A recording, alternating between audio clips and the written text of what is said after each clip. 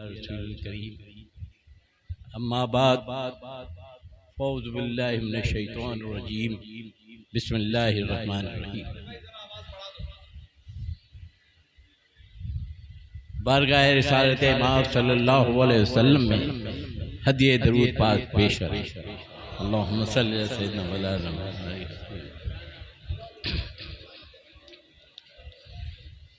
یہ میرے دل کی تمنا الہی برائے، یہ میرے دل کی تمنا الہی برائے کہ زندگی میں مدینہ مجھے نظر آئے۔ نظر نہ دیکھ سکی چشم حضرت موسیٰ، نظر نہ دیکھ سکی چشم حضرت موسیٰ، حضور آپ تو اندھوں کو بھی نظر آئے۔ الہی دل وہ عطا کر کہ جسم طیبہ ہو، الہی دل وہ عطا کر کہ جسم طیبہ ہو، نظر وہ دے کہ مدینہ مجھے نظر آئے۔ اے سید اشرف جہانگیر دست من زارنا تمانگیر، اے اشرف زمانہ زمانے مدد نما، درہائے بس دے کلید کرم کشا۔ اشرف نہنگ دریا دریا بسینہ دارت، دشمن ہمیشہ پرغم با ذکر دوست دارت۔ اے جہانگیر پیر مخدوم، اے جہانگیر پیر مخدوم، نہ ربط از درت کسے محروم۔ بہر اولاد پیش اشرف حاکم وقت امرا محکوم، یا حاکم مرض کا امرا محکوم۔ آج ہم حضور مخدوم ثانی کا عرس مقدس منا رہے ہیں۔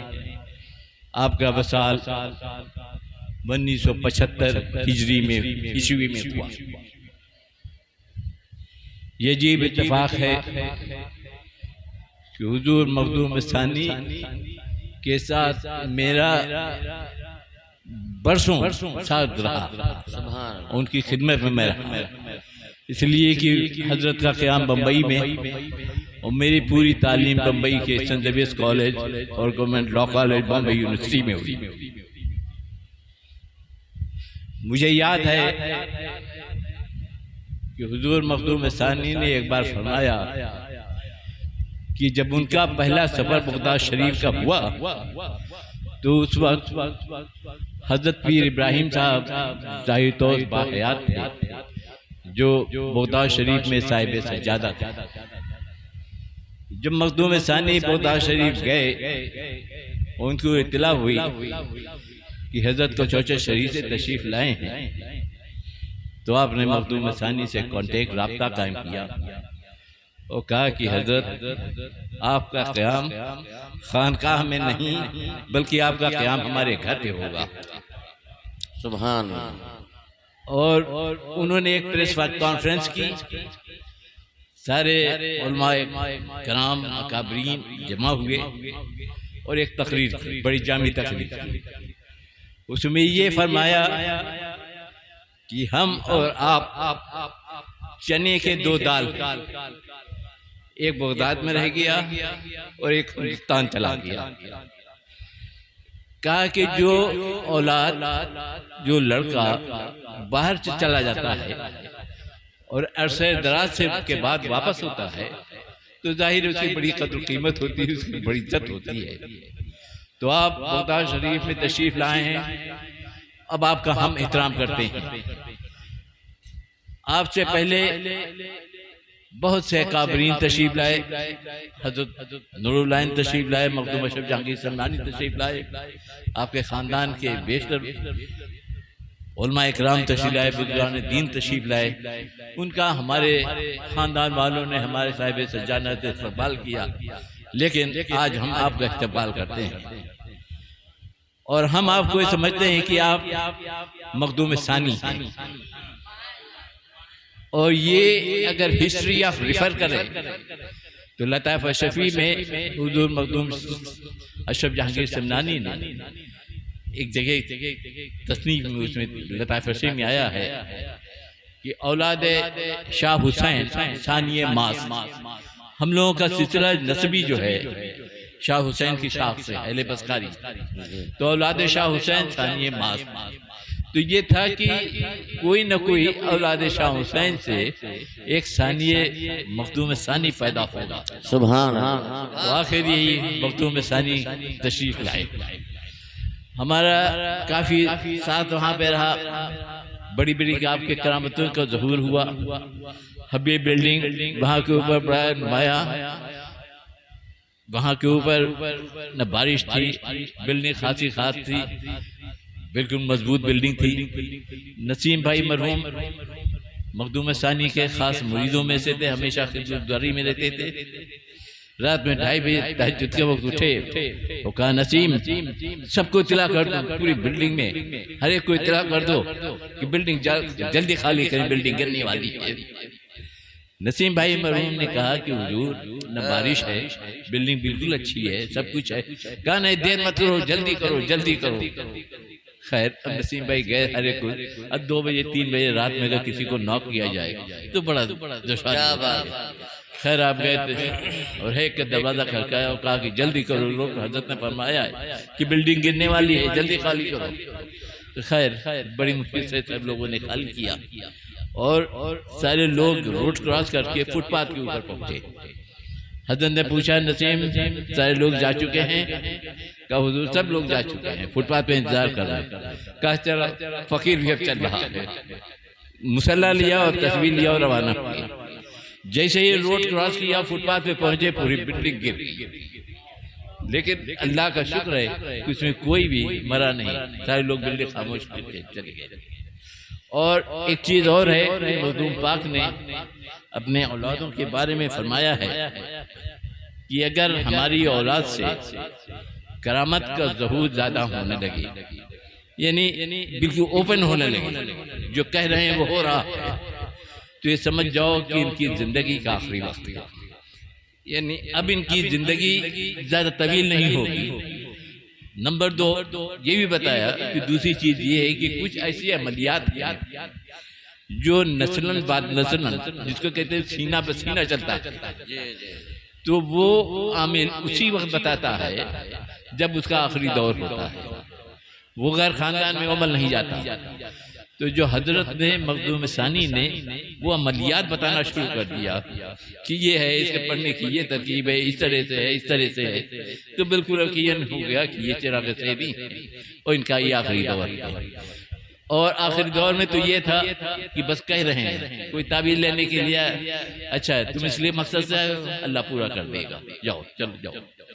جب ہم نے وہاں پہ بمبئی یونیورسٹی سے وکالت ہم نے پاس کی تو وہاں کے بڑے بڑے وکلا تھے بمبئی میں جو ہائی کورٹ اور سپریم کورٹ میں پریکٹس کرتے تھے، انہوں نے بہت زور دیا کہ حضرت اگر آپ ہمارے ساتھ میں کر دیے تو بہت اچھا رہے گا، اور ہم چاہتے یہ ہیں کہ ہم اپنے ساتھ میں رکھیں اور وہاں کے اوپر وکالت شروع کر دیں۔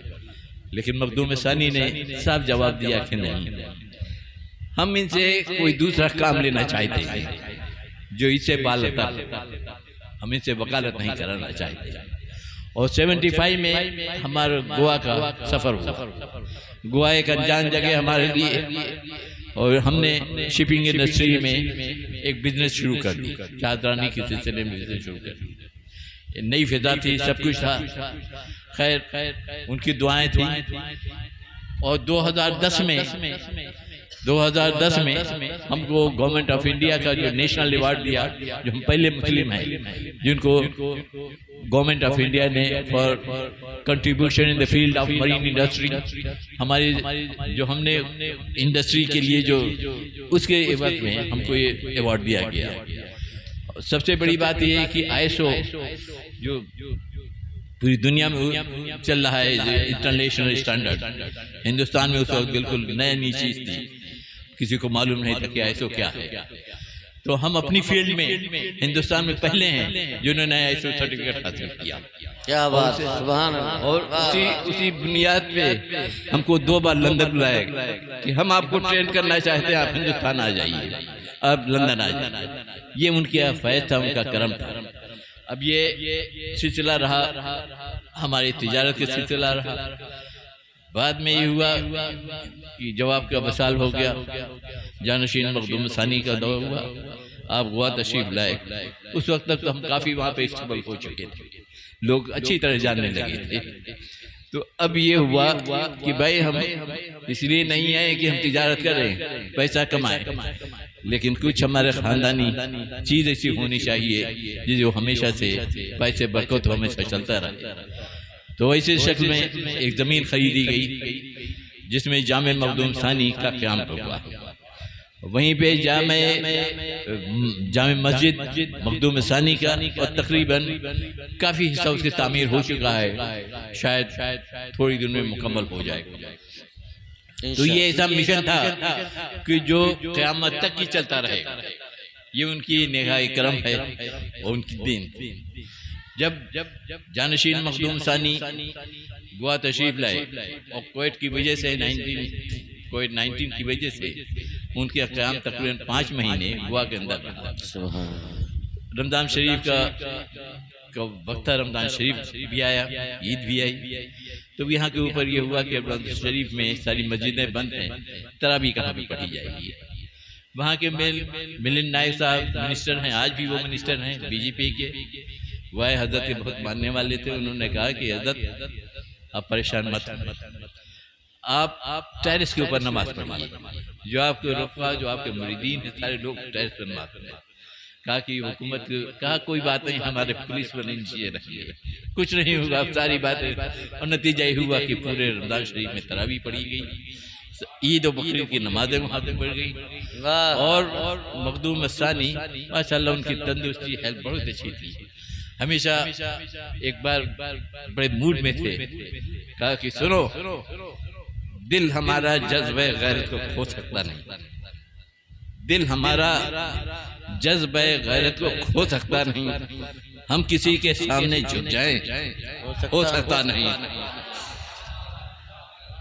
راہ خودداری سے مر کر بھی بھٹک سکتے نہیں، راہ خودداری سے مر کر بھی بھٹک سکتے نہیں، ٹوٹ تو سکتے ہیں لیکن ہم لچک سکتے نہیں۔ اور ایک ایسی فضا پیدا ہو گئی تھی۔ ابھی ہمارے بہت سے رفیق ہمارے ساتھی گوا سے بھی تشریف لائے ہیں، یہاں کے اوپر یہاں پہ موجود ہیں، اور میں تو یہی کہوں گا کہ ہزاروں سال نرگس اپنی بے نوری پہ روتی ہے،